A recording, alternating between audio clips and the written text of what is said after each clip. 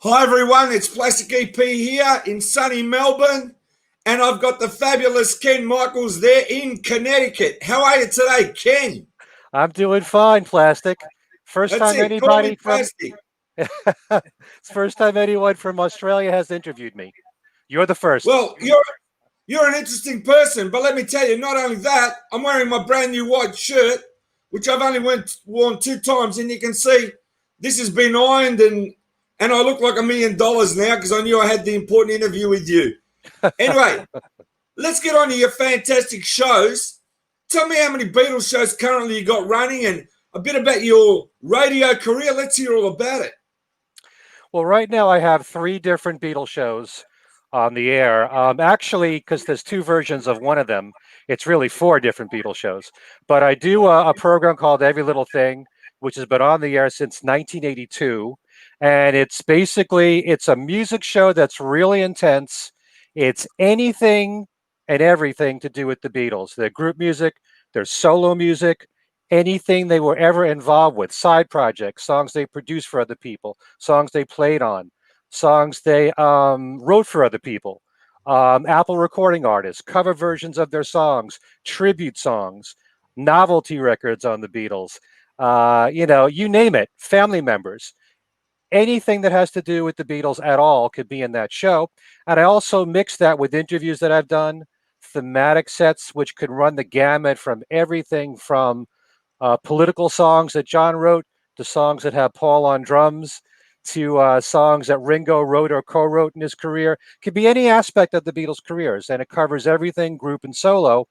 And I also throw in there's over two different types of Beatle games or trivia that I invented through the years, and I'm fortunate to give away prizes every now and then on the air and on my website as well. So it's really as comprehensive a look at the Beatles as could be. It's not just looking back at the 60s with the Beatles and not going too much beyond 1970 with the breakup. It really is everything because the Beatles not only had the most successful careers as a band and most influential band of all time they are, but they had the most successful solo careers of any artist to come from a previous band, which isn't said often enough these days. But I always like to bring that up in all my shows. So that show has continued through all these years, and now it's in syndication. It's on over 40 different radio stations, a mixture of terrestrial radio, internet radio, college radio. So it's out there. It's also a live broadcast that I do in Connecticut on WNHU, only that hasn't happened for a couple of months because of the pandemic. So when that does return, I'll be back on the air live with a live broadcast, which is entirely different from the syndicated show. It's the same concept, but I'm not just repeating the same thing. And then I do two different talk show podcasts. There's one that I started back in 2012 called Things We Said Today, which I started with Steve Marinucci, who's been like one of the leading news guys on the Beatles on the Yeah, internet. You know, he did the Abbey Road website, for yeah. example, and Beatles Examiner, and he's still always online and Facebook and everything. He's always got news that's coming out every single day. I did the show with him for many years, and it was a news oriented show. That was just to prove a point that the Beatles are not just pure nostalgia. There's so much news going on, even to this day, on a regular basis. And we eventually took in a third and fourth co host of the show and expanded the show to talk about anything to do with the Beatles, their history, the group, the solo. And that's been going on ever since. Steve left the show a few years ago. I have two other co hosts. There's another one that was on for several years, Al Sussman, who writes for Beatle Fan Magazine. He left the show. And Alan Kozin, who was one of the two new ones, he's still with it. He writes for Beatle Fan, worked for the New York Times for many years in their classical department. And he's written a couple of Beatle books as well. And there's a guy named Darren DeVivo who's been in New York radio at WFUV since 1983, and he's their big Beatle expert there. So the four of us do a show together, which is now bi-weekly, and it could be heard on iTunes, on YouTube. It's strictly audio, by the way, for things we said today. And where else? Podbean.com. So that show's been going on since 2012, still going strong. We're always building new listeners. And then back around the time when Paul released Egypt Station, I became involved with another podcast show, only this is a video podcast called Talk More Talk. And it's all about the solo careers of the Beatles. Now, once in a rare moment, we will talk about the group, especially when something new comes along, like the archival box sets, like Let It Be, when that does come out. But, from Sgt. Pepper, The White Album, and Abbey Road, something like that, major events, we will bring that up. But for the most part, it's about the solo careers of the Beatles in depth. And I have Kid O'Toole on in the show. She's the author of the book Songs We Were Singing, Guided Tours Through the Lesser Known Tracks of the Beatles. In fact, behind me, that tote bag, that's the front cover of Kit's book. I also have Tom Hunyadi as one of the co hosts. He is a co host of a solo Paul McCartney podcast called Two Legs.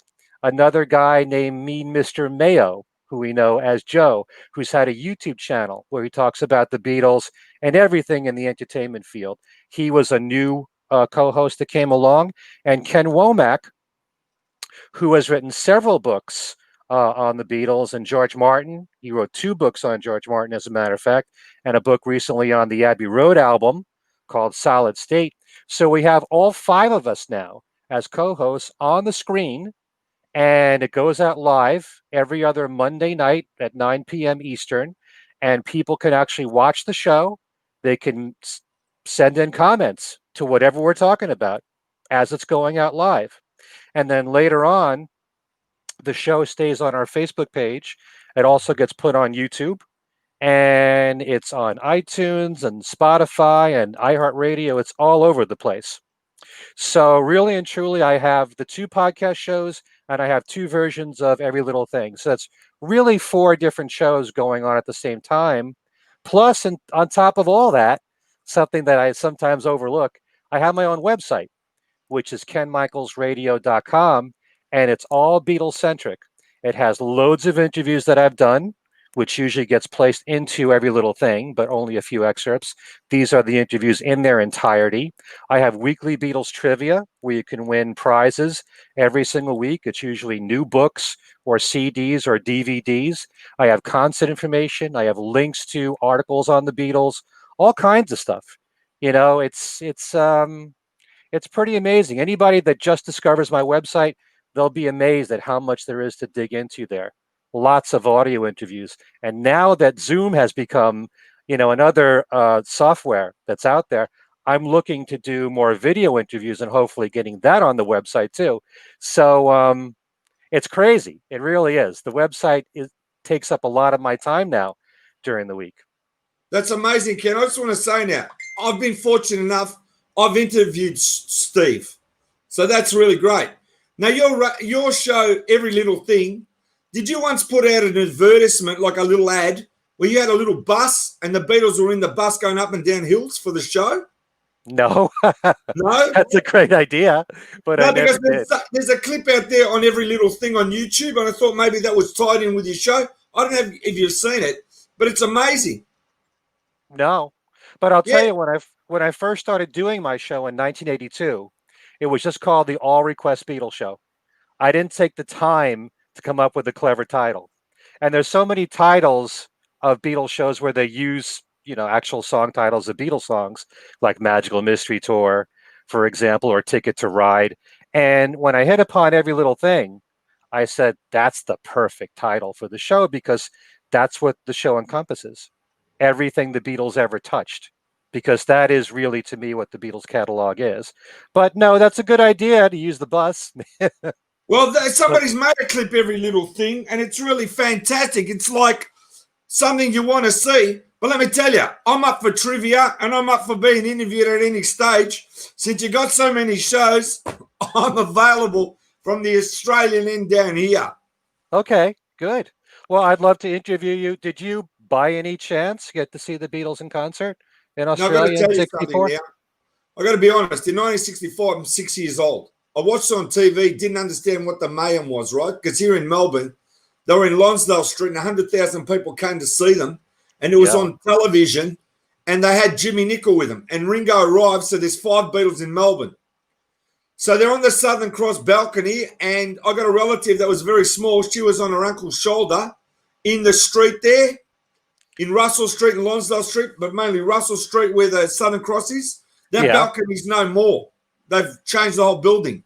But I've driven past there many times as it was before, and that crowd that they had there was amazing. But what a lot of people don't know is the entrance to the Southern Cross, while they're filming it, and I believe it was on Channel 7, it was live on TV, black and white, because we only had black and white TV, and they were worried that the fans were going to push through the big glass doors of the Southern Cross Hotel, the doorway there, and people were going to get hurt and injured. And it was like mayhem, but crazy. There was this real fear that fans would get hurt from all the glass, from pressing against it. I can't say I blame them. I mean, that's what was going on back then. Just from the crazy mania. stuff. Yeah. Now, let me ask you, Ken, I'm going to ask you a few questions, all right? I'm going to test your Beatles knowledge. You may know and you may not know. And if you don't know, I want you to say the word pass, all right? Okay. I'm going to see if I can get a few questions past you that you don't know. On the Revolver album, Taxman, these are questions I want the answers to. On the album Revolver, the song Taxman, who coughs at the start? When he goes 1, 2, 3. Hey? I believe that's Paul. All right, I don't know. Does anybody know? I read it recently, but it was like a dialogue between fans going back and forth. But, you know, each one seemed to be certain of their opinion. And one of them was kind of convincing that it was Paul. That's who I believe it was. What can you tell me about Leave My Kitten Alone? Why didn't they release that? Well, I mean, I think the Beatles had pretty good judgment as to what their best material was. I mean, there's going to be a controversy about this because I don't think Leave My Kitten Alone was good enough, me personally, compared to everything else that they were doing on Beatles for Sale. Although a lot of people tend to look at Beatles for Sale as one of their weakest albums. But evidently they didn't think it was strong enough to put on the album. And if you listen to all the other songs that they left off their albums, like If You've Got Trouble and That Means a Lot, I can understand why those weren't released at all. What about Soldier of Love? Why didn't they release that? I reckon that's a great track too. Well, they did that on BBC Radio. That was a BBC recording. You mean why didn't they just go into the studio and cut a new version of it? Yeah, that's right. That's an excellent question. A lot of what they did back then, because they were under contract to put out 2 albums a year, they had to act quickly. The first, second, and fourth album, each of them had 6 cover versions. Which ones do you pick? Yeah. You know? When you listen to what they did on BBC Radio in particular, there's so much strong material, songs that they did really well that could have worked very well, I think, on their albums for EMI. To Know Her Is to Love Her, one of my favorite of all the BBC recordings. Soldier of Love, I tend to think would have to be like in the top 3 of the best of the songs that they covered that they didn't release for EMI. So they had to make decisions very quickly back then. They only had so much of their own original material, so they had to draw on the songs that they covered, which they did live in concert and on BBC Radio, and those were the ones that they chose. Also, keep in mind, they tried to, they didn't do it all the time, but they tried to make sure that Ringo had a lead vocal on all their albums. Didn't happen early on with A Hard Day's Night, but for something like Honey Don't, originally John used to sing that. But just to make sure that Ringo had a vocal, they let him do it. And they also had the most popular Beatle anyway. In the beginning, you know, I think that's true. That's true. I agree. Mm-hmm. But I don't know, as I said, what they've released, that's fair enough, what they have released. But when you look back on the Beatles, I'm going to ask you something now because I just want to test you. If you have to tell me one Beatles song that was released commercially on their albums, which is the worst song they recorded, in your opinion? I never like to use the word worst. I say least favorite. Well, can You you know, tell me your least favorite? And I'm talking like the number one least favorite. well, and this could always change too, but for a long time I haven't thought too highly of Dig a Pony. Okay. Very silly lyrics in there. Although you can always debate, there's certain songs where John just threw out lyrics that didn't really mean anything. It was like imagery, like I am the walrus, didn't really mean anything. But to me, Dig a Pony just kind of meanders. It doesn't really go anywhere. But that's just my opinion. Everybody Sure. has their own tastes. Have you In seen that fact, interview where they say to John, do you know a lot of groups are copying you, your songs and that? And he said, that's okay. We're copying a lot of groups to songwriting. Have they're you the seen the that? first ones to admit that they stole from other people. Well, They were very brutally honest about it. And even early on, you listen to interviews that they did, especially in America, where they cite a lot of the Motown artists and the black artists, and of course the '50s rockers too. They were very open and honest about it. You know, but and that's what it is. The yeah, music reinvents itself anyway. That's what it mhm. is. People copy from before to go ahead. It's all the knowledge of what you've gained before and what you do with it on your own. It's easy to see sometimes, like John and Paul would talk about Smokey Robinson and songs like "All I've Got to Do."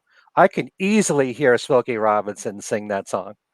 It's just got a smooth melody and vocal that you can hear him do. But again, that was their own creation. That was their own original song. And you know, the With the Beatles album, they had that. They had Not a Second Time, which Paul said was inspired by Smokey and the Miracles, and they also covered You Really Got a Hold on Me on there. So there's a lot of Smokey on there. Yeah, but that's great. But also, Yeah, I saw her standing there. right. That bass line comes from a Chuck Berry song. Comes from Talking About You. I'm Yeah, talking that's about right. you, which the Beatles covered too. But if he never said it, I wouldn't have picked it. Hmm. Well, I'm glad they did. It just tells you where they got all their stuff from. Trying to remember Day Tripper. There's a lick in there. I believe the Yeah, opening lick comes from Watch Your Step by yeah, Bobby I heard that Parker, too. and there's a little bit of I Feel Fine taken from Bobby Parker too, I believe. But they did take. There's no And what there's no about doubt Run about for it. Your Life? The first line is from Elvis. Right. That's true. Baby, let's play house. That's right. Well done. Yeah. You know your stuff. Well, I love learning all this stuff. Do you know that "Please Please Me"? John was inspired by the Roy song Orbison. "Please." No, no. Well, Roy Orbison actually, too. he wrote it as a Roy Orbison ballad, but there's a line in the Bing Crosby song, "Please, Yeah, that's please right. lend me, Your to ear. your please." Yeah, Yeah, but it's the double use of the word "please." that's true. So doesn't matter where you get it from.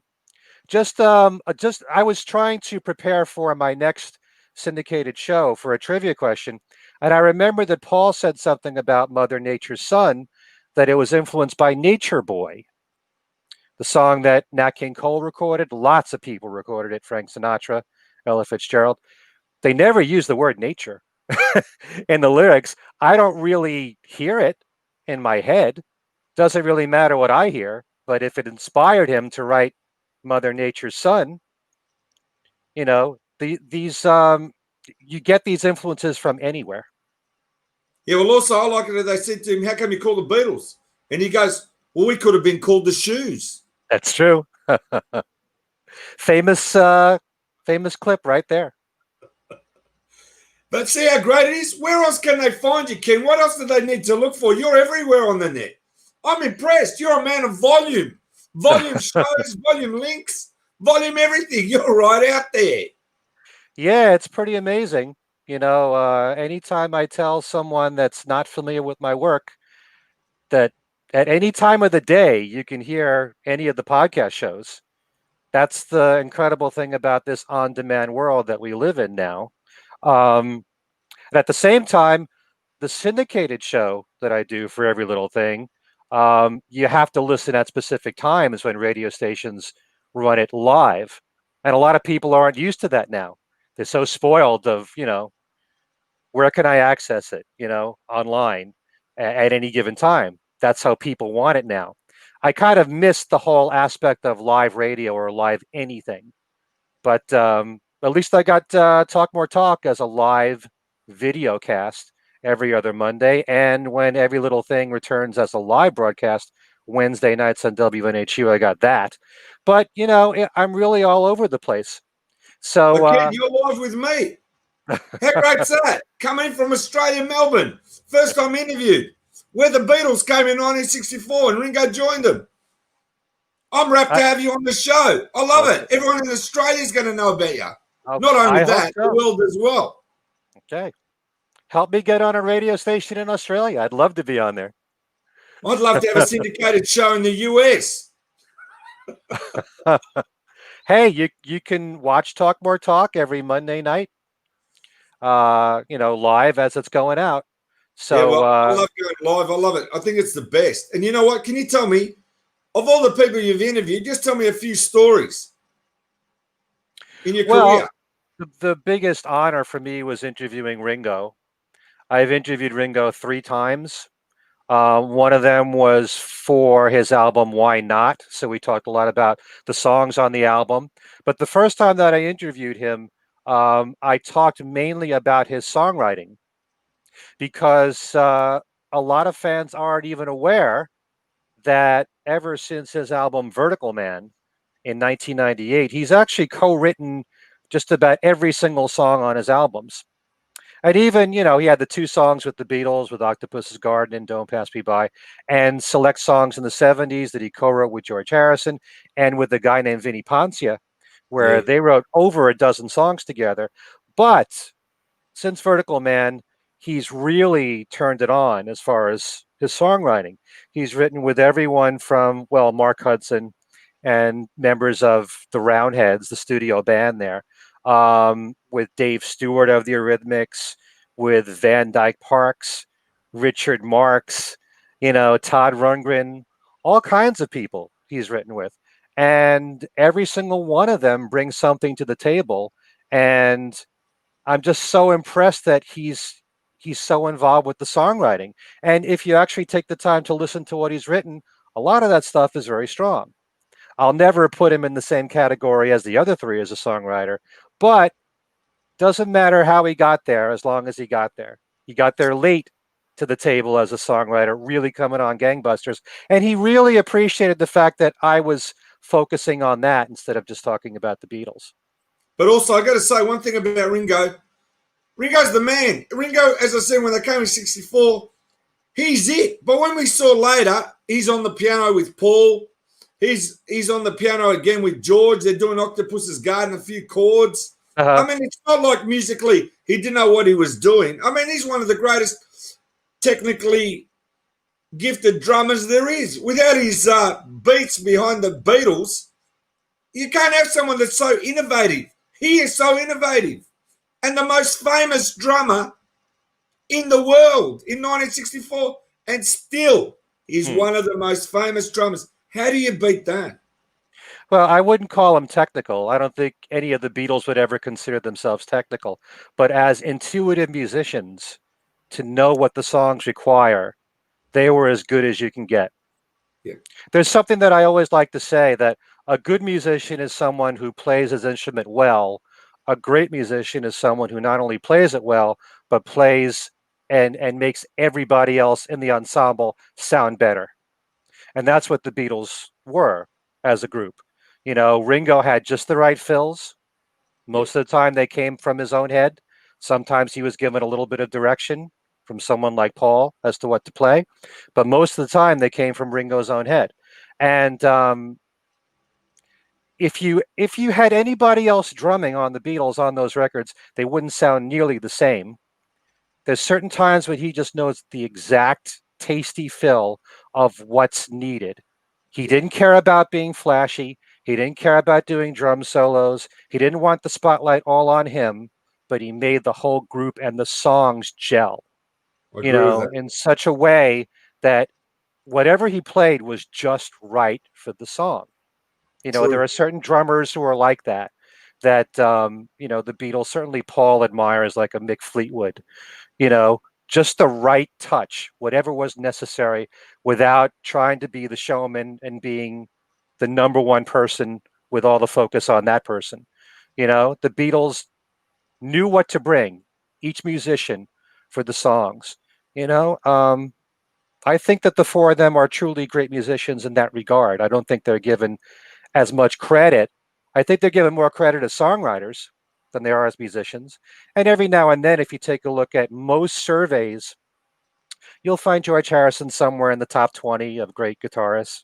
Paul McCartney, hopefully in the top 10 of great bass players. Ringo is usually somewhere in the top 10 or top 20. They really should be way up high on the list. Yeah, I agree. Not just because they were Beatles, but because what they brought to the Beatles and later on their solo records.